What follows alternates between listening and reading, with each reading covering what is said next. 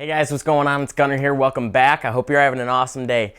But this morning I was just kind of going through some of the comments that you guys are leaving on YouTube, and one of the ones that I picked out to answer today was a question on too many does. What to do if you have too many does, how to know, right? So I'm gonna kind of go over my experience, how I applied this whole thing to my property, what I'm looking for to make sure that we don't fall into that too many doe category, and we can keep that ratio of doe to bucks really in check here, right? So first and foremost is a safe bet and a safe number to be harvesting every single year with your doe population is gonna be 30%, 3 out of 10. Now, this is all relative to the time of the year, right? Because food sources change. Property priorities change throughout the year.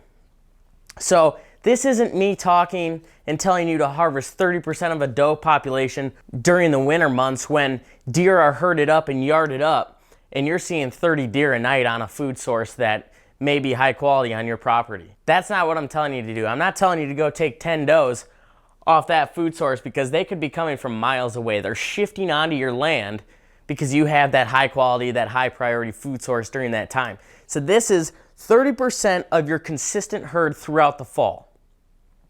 So say you're sitting the same stand 2-3 times a week and you're seeing 5 does consistently, right? Take 30% of that number, or 30% of the consistent number that you're seeing of the doe population when you're hunting your property during the fall, from say that October 1 to end of November throughout that gun season, right?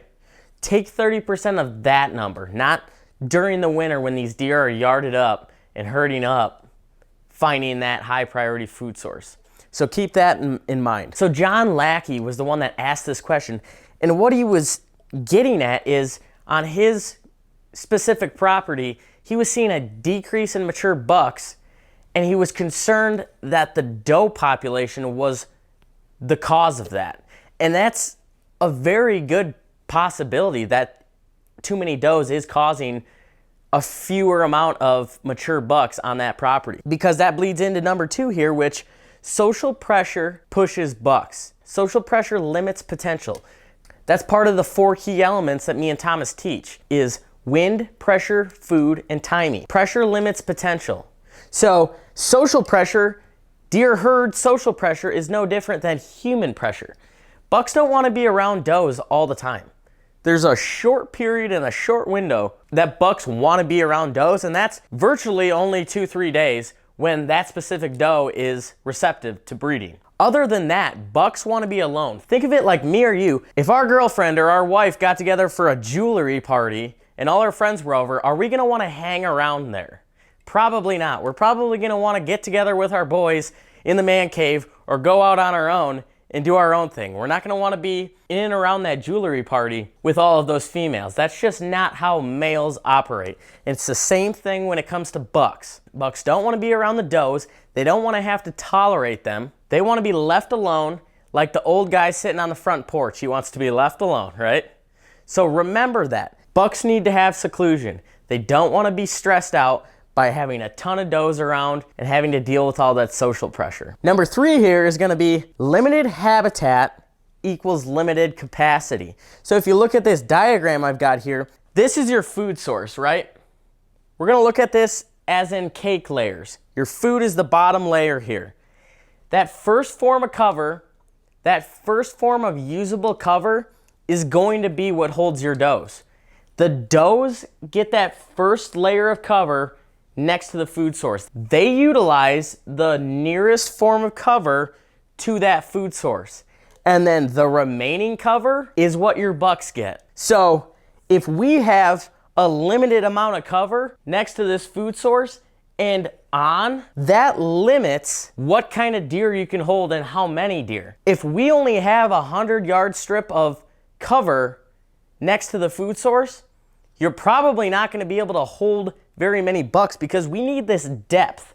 We need a depth of cover.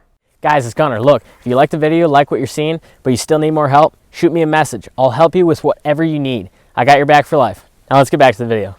We need food source, thick, heavy regen cover, and a long distance of it. When I'm talking about depth of cover, what I mean is the area between the food source and the end of that cover. The start of the cover, the end of the cover, the food source is adjacent. These deer are gonna utilize that area, and the does are gonna take up the first part, then your bucks get the rest. And if you have low quality cover, the distance is gonna be so much greater, because lack of good heavy cover, high stem count cover that bucks feel comfortable in is inversely created with distance.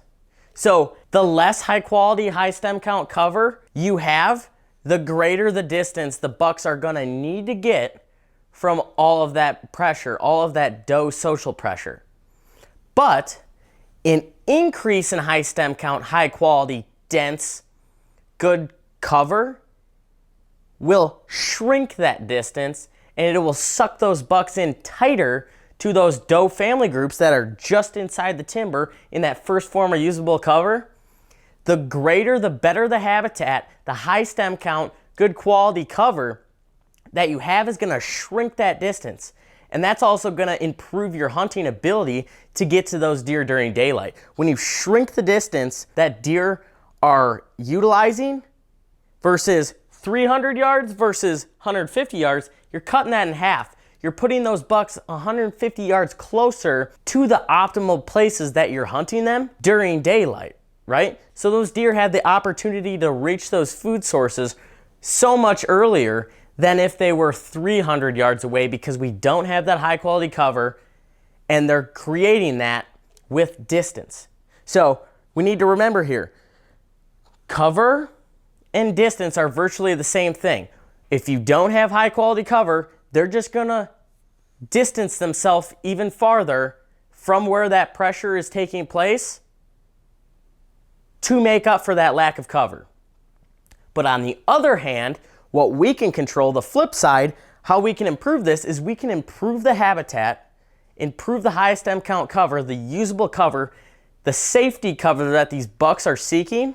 If we improve that, we can shrink that distance that those deer need to be away from each other because they can't see each other. They have that side cover. They don't feel the social pressure. The herd pressure is very low when you have high quality side cover and high stem count cover.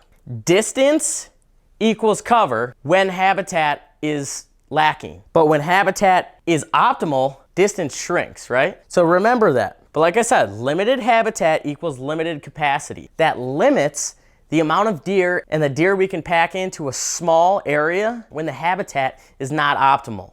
So that's what we're focusing on here, is optimal habitat, native regen, opening pockets in the canopy, getting good regen, good side cover at deer level.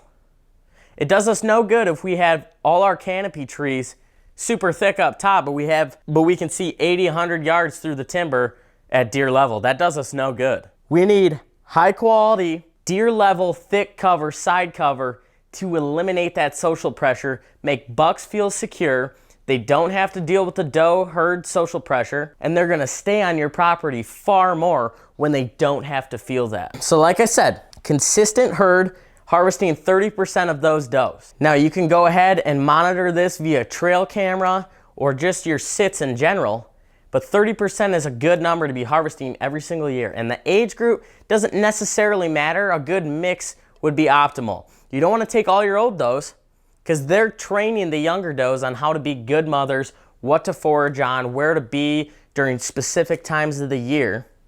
You don't want to take that history and that knowledge out of your herd. Take a good mix, young does, old does, middle-aged does. Take a good mix.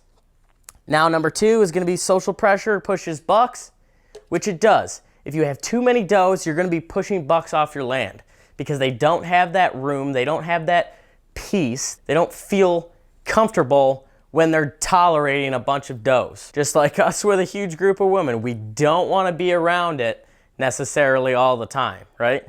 There's a small window that bucks want to be around does, and that's during the rut when they're receptive.